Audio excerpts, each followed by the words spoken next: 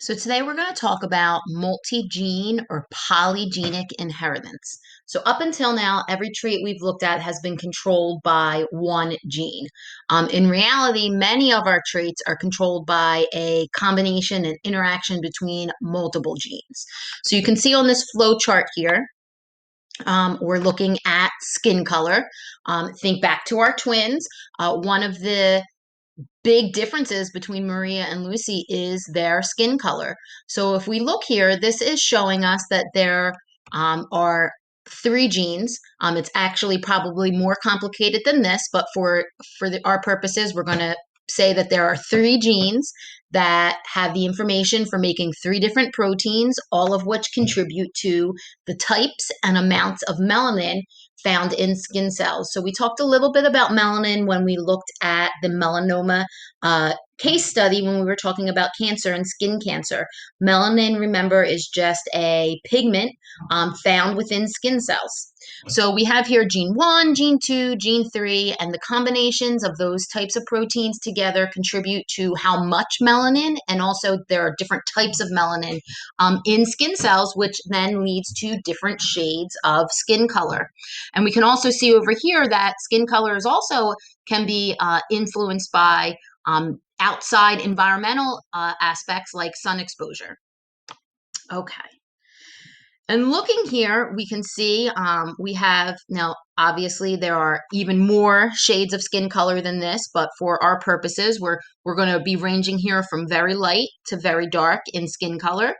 And it's a little hard to see on this chart, but what we're actually looking at is dominant and recessive alleles.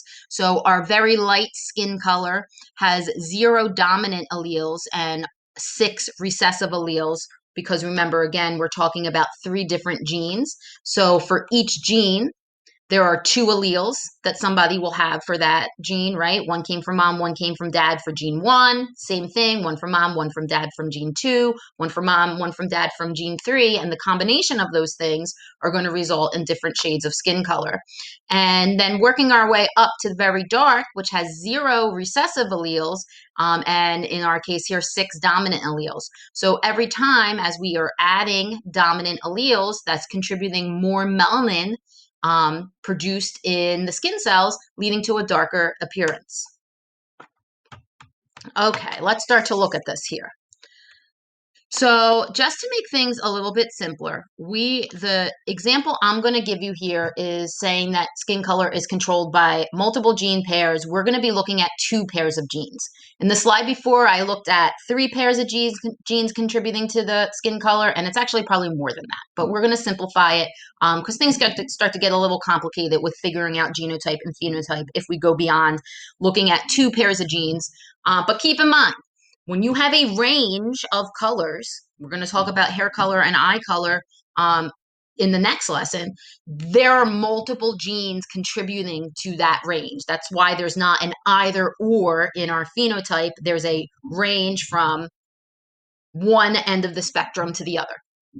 Okay, so in skin color is controlled by multiple gene pairs carried on different chromosomes, and we're going to look at a simplified version of this, looking at 2 pairs of genes. The more dominant alleles an individual has, the more melanin their skin cells make, and therefore contributing to a darker skin color. So the less dominant alleles, less melanin, lighter skin color.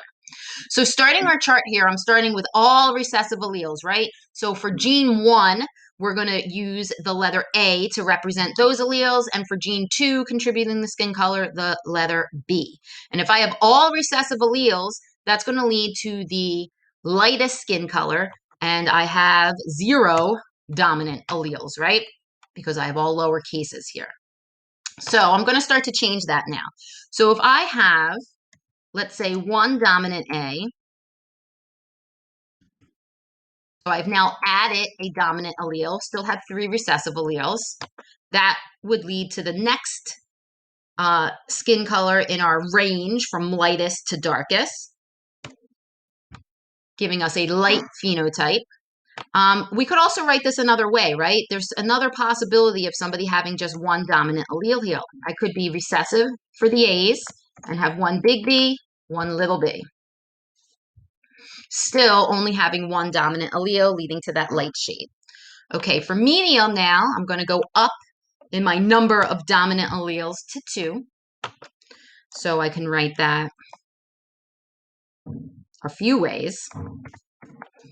Okay, we could have one of the dominant from A, one from B. I could also have,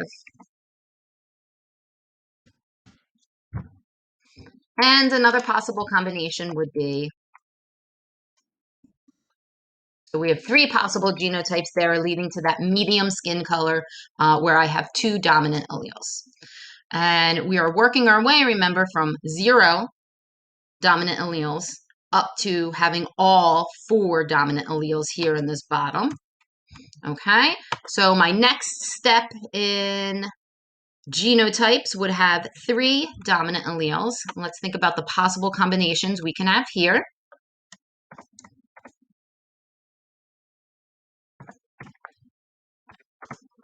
I could also have big B. All right, and then that will lead to the dark skin phenotype, and then adding all dominant alleles would be the darkest shade that we have. So what I would like you to do now is look at another polygenic trait, so a trait controlled by multi, right? Poly means many, many genes in humans, and that's actually height. If you think about this, this makes sense. Just like we have a range from lightest to darkest in skin color, there's a range in heights, right? It's not that somebody's 5 foot or they're 6 foot. There's a range of how tall people can get. Whenever you see a range like that, that's a clue that that trait is controlled by multiple genes interacting in different ways. So height is a polygenic trait in humans, thus it is controlled by several pairs of genes. Complete the chart below, assuming there are 2 genes that contribute to height. Again, it's more complicated than this, but we're simplifying here. You will need to figure out how much each dominant gene adds to the minimal height. So just a little few hints here. We're starting now with all dominant alleles as 200 centimeters. And all recessive alleles, we've got to figure out what that's going to be. So what you're trying to calculate as we add dominant alleles, how much height is that going to add to someone's phenotype?